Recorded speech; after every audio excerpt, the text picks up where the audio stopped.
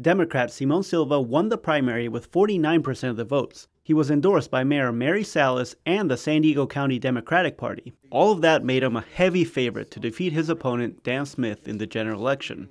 That is until the 56-year-old died of cancer in early September. In addition to being a tragedy, Silva's death also complicates Chula Vista's election.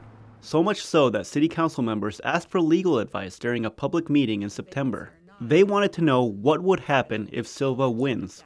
City Clerk Carrie Bigelow gave them their answer. But if there is a vacancy, then the only option is a special election. Right. And the council can choose among those election dates and the type of election it wants to hold. Bigelow says that a special election would cost Chula Vista taxpayers between $1.5 and $2 million.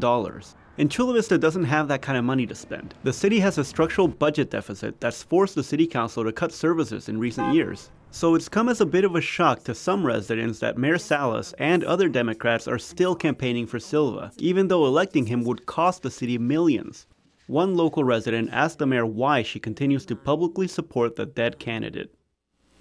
Why, Madam Mayor, are you promoting Simon Silva for office by placing a sign in your front yard?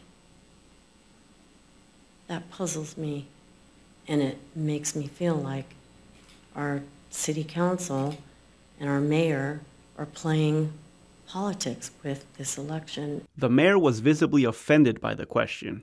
I think it's shameful that you're bringing this up. I have his sign in my yard is in memory of him as a gesture of respect.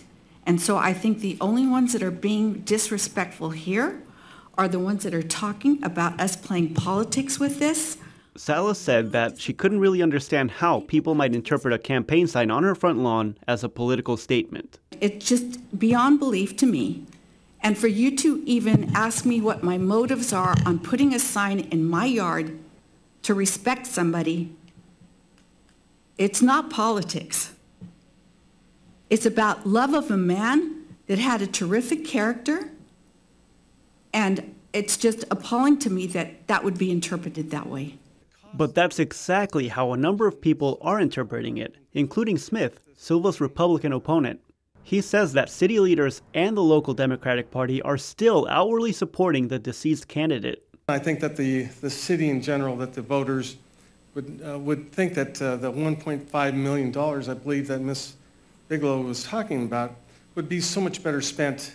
Police officers, firefighters, removing graffiti, homeless, all these issues. The local Democratic Party did not respond to a request for comment. To make this election even more uncertain, there is one scenario in which the city council could appoint a city attorney instead of holding a special election. If Silva wins, the city charter stipulates that current city attorney Glenn Guggens would remain in office until the special election. But what happens if Guggens resigns? An outside counsel, Alina Shamos, had the answer.